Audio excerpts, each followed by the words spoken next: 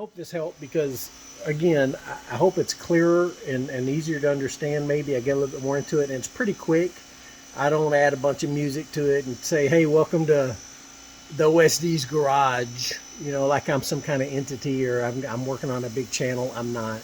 I'm just trying to do little bitty videos to help everybody out there as far as Vipers go, because you can do a lot of this stuff yourself.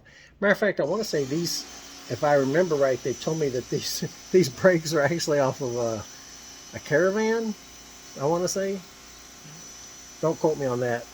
But anyway, yeah, the other side's the opposite of this one, so let's get started. Hey there. Okay, so working on my 1995 Dodge Viper rear brakes. I need those. Been hearing them for a minute. That my son is out pressure washing the driveway, so that's that noise.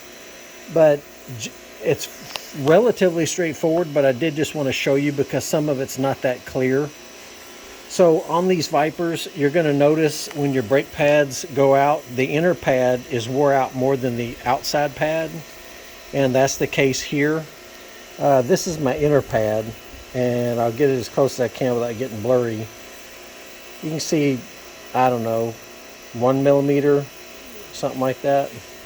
And then here's the outboard pad, quite a bit more on that one. And they do this. It says in the Viper field service manual that they'll do that. So don't be surprised. It ain't that you need a caliper, because on most cars, two things, if you find that happening on a conventional type caliper, floating caliper, the pins, the caliper pins, sometimes they're not clean and lubricated, and so you'll do that when you do the brake job. But if you see an egregious amount of inner wear versus outer, then yeah, the piston from the caliper is sticking out, staying engaged more so than it should, and that is going to wear the inside pads out. So in those cases, you can clean the pins, reinsert them, check it out in a little bit, and see how that all looks at that point, and make a determination then. If it looks like it's wearing evenly, then no worries. But if it's not, then yeah, it'd probably be a caliper. But in this case, for the Viper, at least that's normal operation for the inner pad to wear more than the outer pad. So real quick, a punch. In order to start on the rear brakes, you'll need a punch. This one here is the one I used. It's relatively small. And if you notice this hole here on the outside of the caliper, the pin that came out of that is the pin that holds in the anti-rattle clip. And I'll show it to you here. Of course, this is normally out. This goes in like this. Okay, so at the end of this, you got this little nub. Okay, so this part is sticking out this hole right here, and so this part's the other side. And let it focus there for a second. Yeah, and so you use a punch to. At first, I reached back there and I didn't feel it because I was looking for a hole that was as big as that. But that hole back there is pretty darn tiny.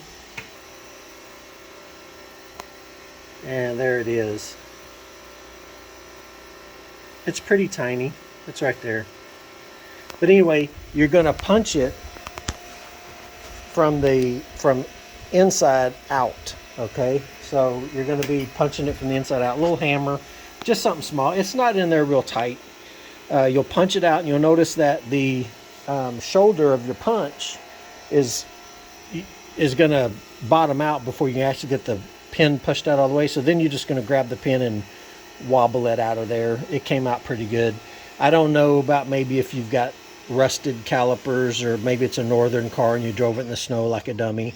Then yeah, you might have an issue. You might need some pliers and stuff. But keep in mind, you don't want to gall it up too bad, because it's going to go back in there. You're going to reuse it. Okay, and then what happens is this outer pad here, back out.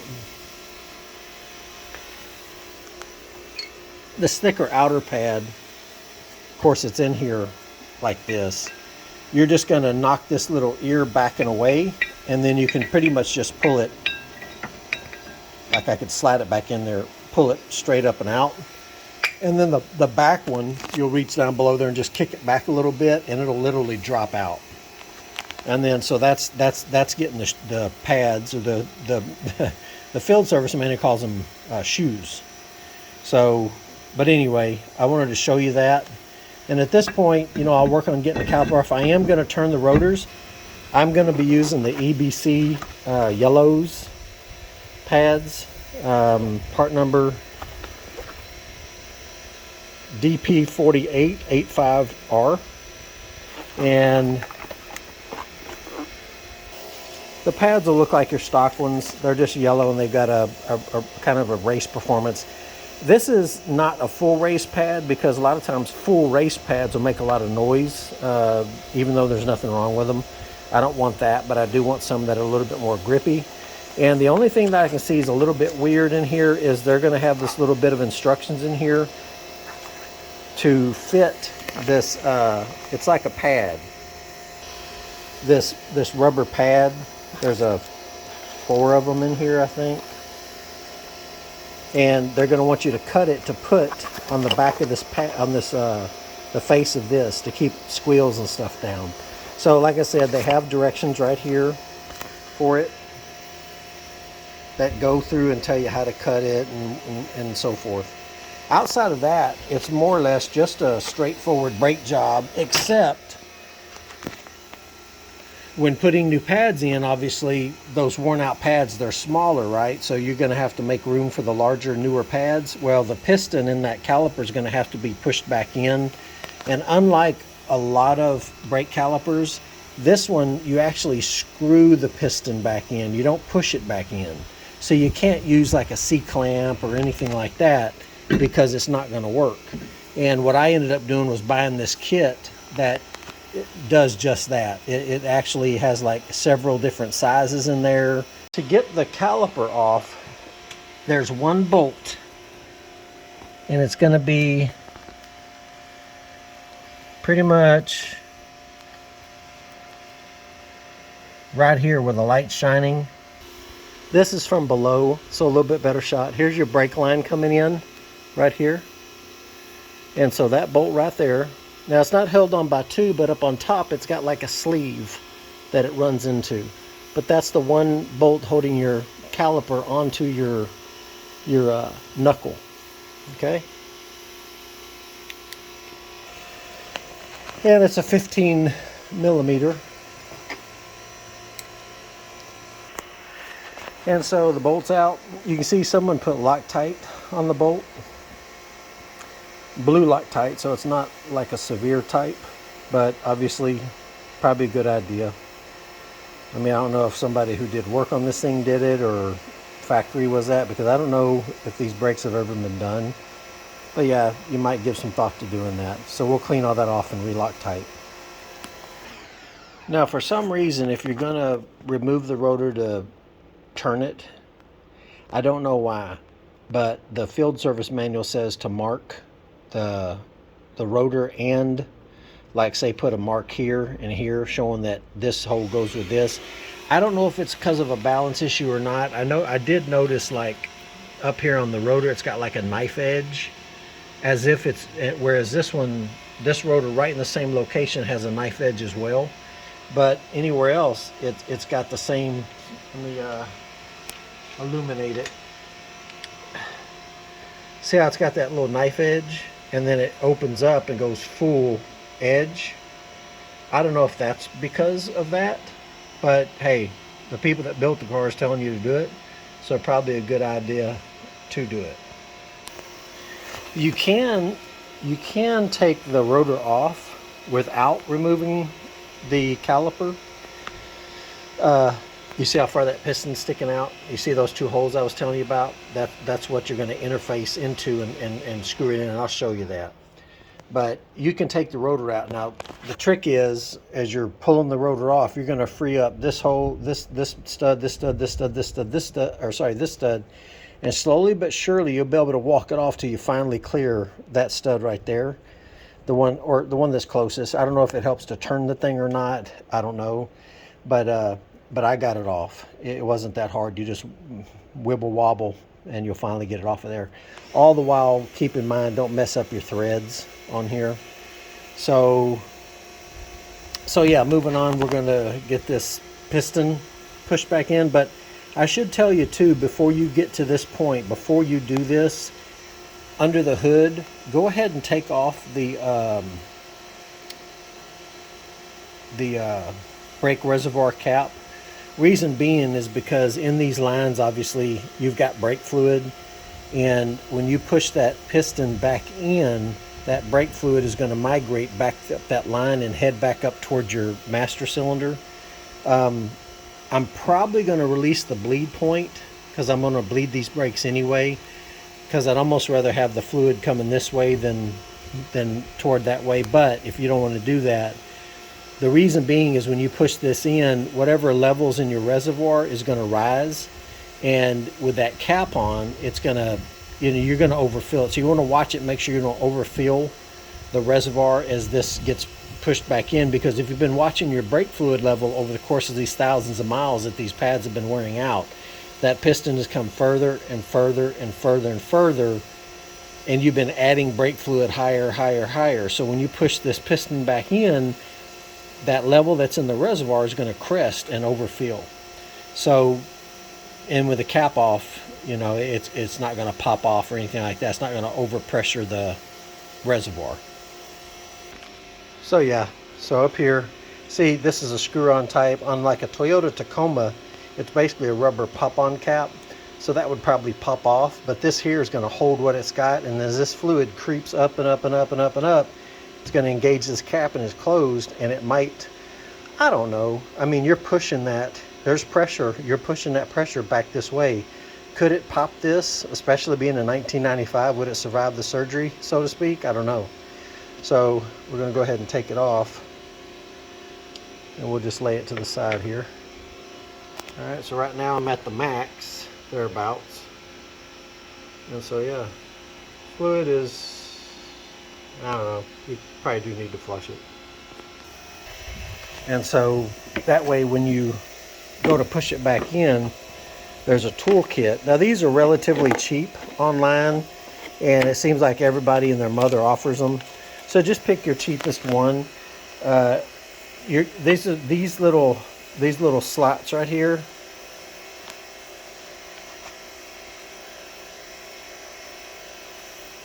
So you're going to put this will, like, say you're going to, the piston, for the caliper will have a female of these, and you're going to push it in there, and then you use this tool here to turn it and crank it, and that turns and cranks this. I think it's counterclockwise actually that it goes in, but obviously the rule of thumb is don't force anything. It's going to go, it's going to go. Some of them out there have 4 nodules, some of them have 1. So this kit overall will cover pretty much anything you might need. And then of course this tool here, it has females to go into the holes that are right here, and that's what grabs it and turns it. So pretty easy to use. You use this to back up the thing. I'm sorry, this right here to back up the thing on the other side. I think my wife's Scion had something like this, and I had to use it on hers. But anyway, you use that. This is kind of like a backing plate to push up against the other side of the piston, or on the caliper itself, to get it to hold. But yeah. And see, I've selected one here. To me, it's about the same size. It's a number 4. Inside these little Chinese kits, you're never going to be told what these things fit. So what you're looking for is the size of this dowel and the size of that female right there. And you're trying to find, obviously, a size that's going to fit in there, and the right diameter, right? So the distance from this dowel to this dowel. So as I put this one on, initially the size looks okay.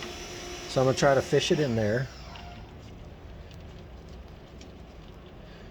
And the dowel itself looks like it's going to be too big. It doesn't even want to go in this hole by itself, let alone. All right, so we'll move on to the next one. Let's try letter A. Let's see what we got. And I'm sorry, holding the camera while I'm doing this is kind of awkward. I give you that. So let's just try a dowel first. All right, so it goes in the dowel. Now let's see if our distance is right. We'll pull it back out, rotate it, slap it in there. Bingo! Look at that. Fits right inside, okay?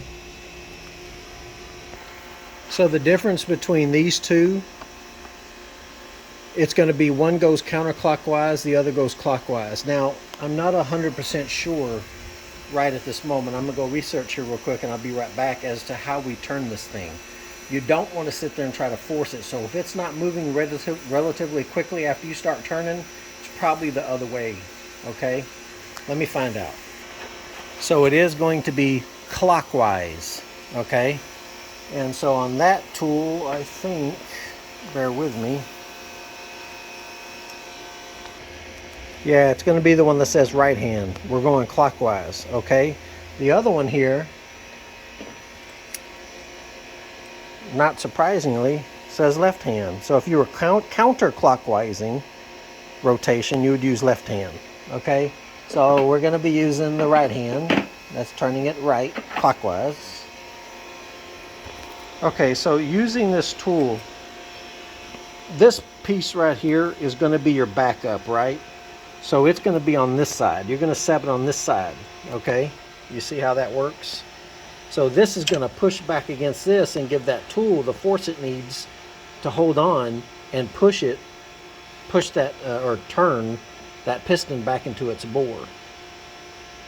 Now again, with one hand as best as I can, you're going to take this piece, you're going to run it on the T-handle, okay, like that. And then you're going to slide it up and over the threaded shaft, and it's going to fall and lay up against this shoulder right here, okay? Now that you've got that piece on there, and of course the shoulder is what's going to be what holds it against these ears of the caliper, now we're going to adjust this piece right here. We're going to want to tighten it up, okay? And I think going this way is going to tighten it up. Let's see here. Yeah, see, it just got tight. All right, so now if I can get inside there and show you. And again, I'm sorry if you guys are wizards and you already know this stuff, but what if you don't? So you can see how it's sitting inside there. That shoulder is pressing up against this piece right here, and that's pushing up against the ears of the caliper. So now as you push in, this is going to be your backup for it and keep it from, it's going to cause it to pressurize inside here. Remember, we're going clockwise, okay?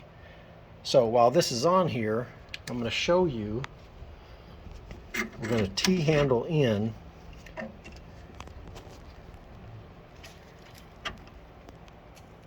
See it? Now I'm turning it, and as I turn it, it's going to start retracting. It's not the easiest thing in the world to do, so you're going to have to use some pressure, but what I was saying earlier, and as you're going back, you're going to need to tighten this up. Keep this tight. Matter of fact, they put these flats on here for you to use a wrench, but it's kind of hard with one hand. So I'll get that part done, but I did want to just show you this so you can get an idea, because the more you screw this in, this will get loose, and so you're going to want to put a backup on here to hold it tight. But yeah, you're just counterclockwise turning, right? Look at that. See it? It's going back into its bore. And go slow. You ain't got to sit here and rush it real quick. See how this thing got loose?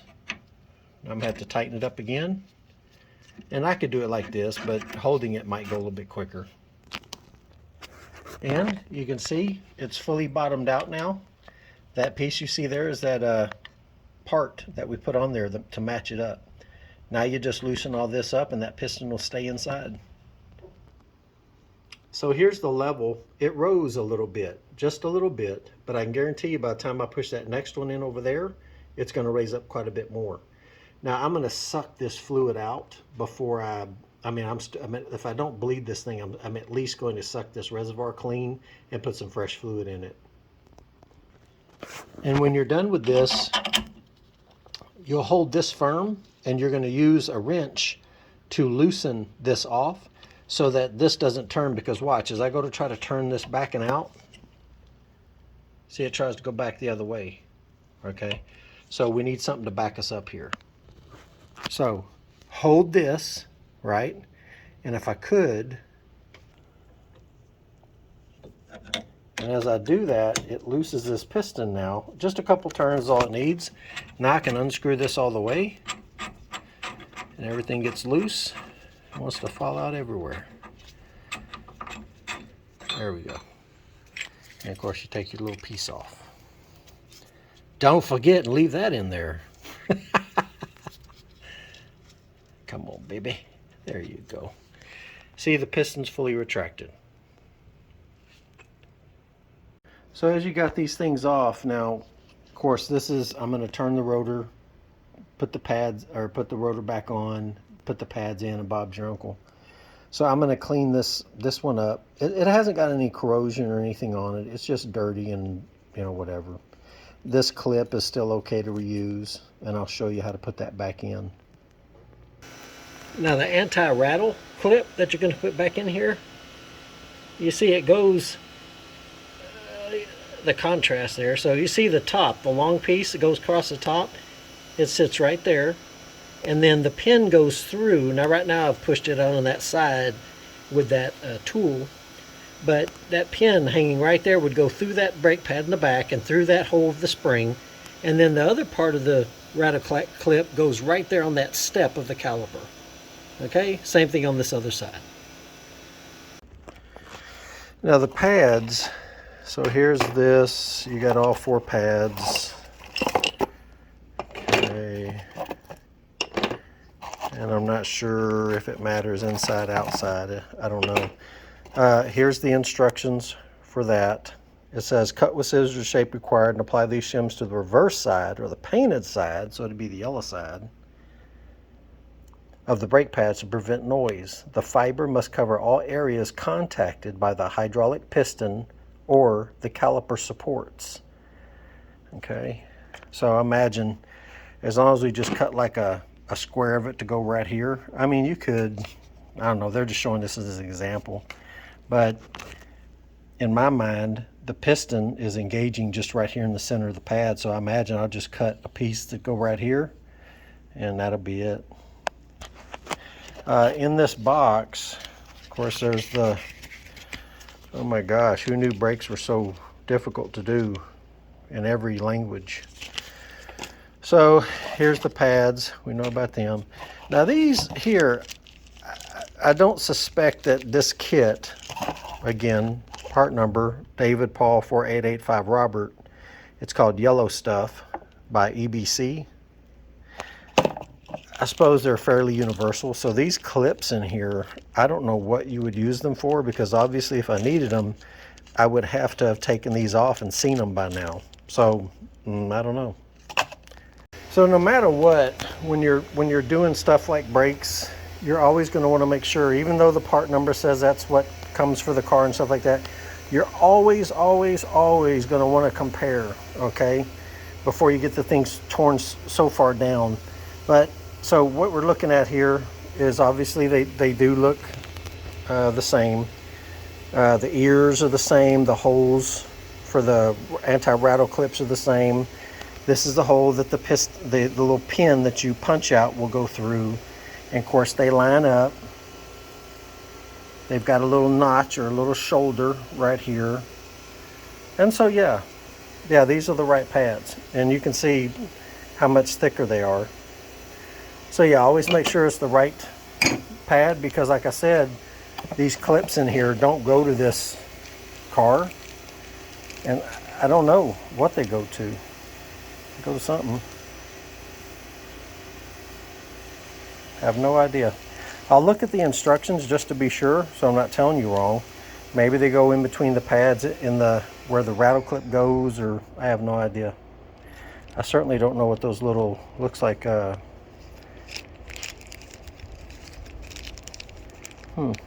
roll pins. Interesting. So right now it's ready for new pads. I just got to get the rotors machined first.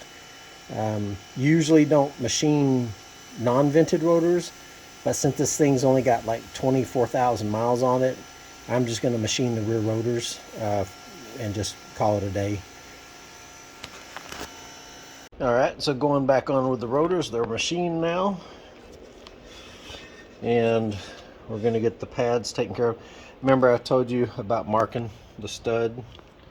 and marking the hole it came out of. Just in case if I were to brake clean the rotors, I ended up kind of scribing in which one it was. You know, just being overly cautious. And to kind of hold this when you're going to put these pads in to give yourself the best chance of getting these slid in there correctly, you're just going to put on one lug nut. Okay, you're going to run it down.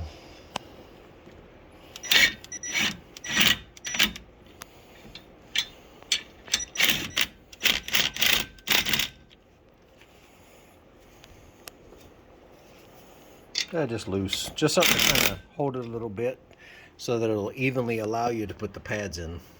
Okay. So while I'm doing this, I happen to look up.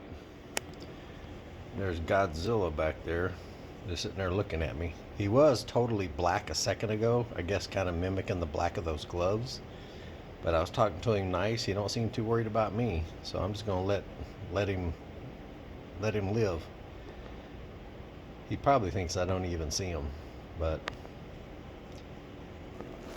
all right. So for clarification on these, right? I took these pins and I just kind of, first I used my little Dremel tool with those little, somewhat, I guess you can call them like a stainless brush or whatever, and cleaned them up. Then I took some just real light sanding paper and just kind of gave them a once over. Inside the field service manual, it doesn't say anything about lubricating them or anything like that. So, and these little things on the end, these are metal, just so you know, they're not rubber or anything like that. And so that's both of these. Here are your clips, and I showed you earlier how you arrange those. So on these directions, it does say wherever contact with the caliper piston is going to make, you're going to want to put this stuff on here. So it's 3M adhesive. So obviously if I try to just leave it like that, it's not going to work out too well. So what I'm going to do is I'm going to hold it on here and I'm going to trace around and cut out. Like from this side, I'm just going to draw a line, just tracing this, and then I'll take it off and cut the line out, and it should fit on there pretty perfect. I may put a little bit of the brake lube in this area here. This isn't going to have anything at all on it, but inside here I might put a little bit in case these happen to transverse over it and make some noise from time to time. It may help, it may not. All right, so like I said, traced it, cut it, so it's going to sit on there just like that. Now theoretically the piston's only going to contact right in here, but oh well. I'm not trying to get it perfect. So before I put them on here, I'm going to put a little brake clean on here, kind of clean this off here, get it nice and to where the adhesive here won't have an issue sticking. And there you have it, stuck on there. I might trim some of this off, but close enough. All right, so they're all on. The one thing I am thinking, like I said, I'm going to put a little bit of that brake assembly lube, because I cut these pretty easily, and I can't imagine that a piston that is metal pushing up against this ain't at some point going to rub through this and cause noises. So I'm just going to put a little bit behind here, and like I said, a little bit in here. And of course it goes without saying, you only need to do that to the inside pad in that area. And as you can see on this side, I'm going to put a little bit on the inside of these ears right here, because obviously they're going to be contacting here as well. But you can see how easily the pad fits inside here now. So that's what it's going to look like, just like that. Alright, so I put a little bit on the deals here, and of course I did put here on the ears on the inside, and then on the circular part of the inside. Notice I did secure the rotor on here, and that does enable you to easily put the outer pad on, but it kind of stifles putting the inner pad on. So what I would do, leave the rotor on here, loosen the lug nut up enough to where it'll stay on there, and you're going to pull the rotor away, That will enable you to put the inner pad in first. Then you tighten the rotor back up. That snugs this one up back here. Then it gives you plenty of room to slide this one in as well up here. Okay, so that's just sharing that with you. But outside of that, I'm going to put the pin in and the retaining pin, and that should be it. All right, so it's in. So some little extra notes here on the little clip. It's not super springy, but the clip circle ends are going to go, let me get this, on the inside of the pad on the caliper, right? So it's going to be on this side of the ear, and then same thing on this side. These little, watch for these little recesses here. This one here has the little curl going into it. This one here is straight on this side. And they're not side specific. Just whatever side has that larger opening here on this side, like right here. This one's not as large on this side. That's where that L shape goes. And you basically feed your pin in through this hole here. And as you feed it in, get it through the hole of that spring first. Slide it through the hole of the pad. Now what happened to me is this pad dropped right out of there because it wasn't hanging in there too well. So just kind of work it. Get it through the ear of this pad here. And then work it through. You'll get it through this ear. And this one here, what you're going to want to do to push it in is get like another tool like this. And on the head, make sure it's big enough, but on the head, just push it in and be kind of tapping on this pin right here to get it to catch. Once it gets through there, just tap it all the way in, and just like it was when you first got started, you want to drive it in there, not hard. You're not hammering a nail. You're just trying to get it to pump, pump, pump, pump, just a little bit till it stops, because it's bottomed out. It's not going to go any deeper. Remember that little nipple on the end of the pin on this side? It's going in that hole and it's seating. So you'll know when to stop. You're just lightly going to tap it till it stops, gets seated. And man, that's it. All right, guys, the other side, like I said, it's the same as this side. Don't forget to hit that like button and that subscribe button, because I'm trying to make a video, a YouTube channel, and make millions of dollars so I can be an influencer. Don't hit like, don't hit subscribe.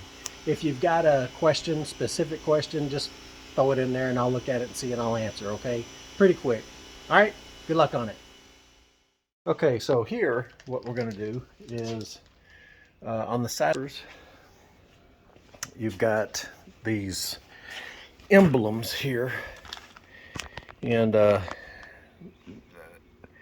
if you touch them stock, they're puffy, like they got some gel inside them, and I guess that gives the 3D effect where it kind of rounds them out. It's just not a flat decal. So if you can see on some of this, you can press it in and it leaves your finger indentation, and it'll slowly but surely come out. So over the years, because of the exhaust and just being old, these things burst almost like a blister, and they'll start oozing this goo down the side of the car. And of course it gets on down here and it starts puddling up, looks unsightly like that. But so what, and that's to be taken care of later as well. This is trying to get this all vamped up. So we're going to replace them. And I got these, I think I got these off of I want to say, shoot, the Viper store or something like that. I'm not sure, but they're out there. These I've already checked. These are the exact, looks like replacements. These, as far as I can tell, unless that stuff's harder inside, they're still kind of a 3D type deal. They're rounded. There's just not a flat sticker or a decal. These aren't as soft, so maybe these are a little bit different. I don't know. Maybe it does have that stuff in it, and over time it swells and, like I said, bursts. But these are what we're going back with. So what I've done here is I'm going to start peeling these away. And I've taken some masking tape and just kind of given myself a line where I need to put the new decal back up on, both here, the corner, and then the corner here where the tin is at, and of course where the top of the tin goes. That way it'll be you know, positioned correctly here up. I mean, I guess I could put it lower or whatever. It probably isn't that critical, but I wanted to try to put back where it was at. So we're going to do this, and the stuff I found to do this, I've tried taking some of this stuff off before. I guess it's like tar or bug sap or tree sap, whatever. Bug sap, tree sap is Gooby Gone, or someone had told me that this stuff was actually better, called Goof Off. Works the first time. Adhesive gunk remover gel. Better on glue and sticky adhesive than the leading brand. Of course, it's too scared to say what the leading brand is. It gets sued. Safer for use on hard surfaces. So, and of course, the pictures here show what some, it says tape residue and adhesive, and sticker and label. So, I don't know. There was another one called Gooby Gone. They all smell like orange. So I guess there's some kind of citric element in there. Well, citrus scent. There you go. But I don't know. So I thought I had some of that Gooby Gone, but I think I tried that first some time back because I noticed this little dribble. I said, well, shoot, you know, I just washed my car. The water's draining out of here, but it wasn't water. It was that. And of course, like I said, it puddled up down here. So I'm going to go ahead and peel this all off, and I'll use that goose stuff. You know, if you know of a better one to use, then obviously get it. I'm going to start with this and go from there. This is 1995 paint, and it looks good for 1995. I've had many people tell me that. And so I don't want to hurt it by trying to make this right. Okay?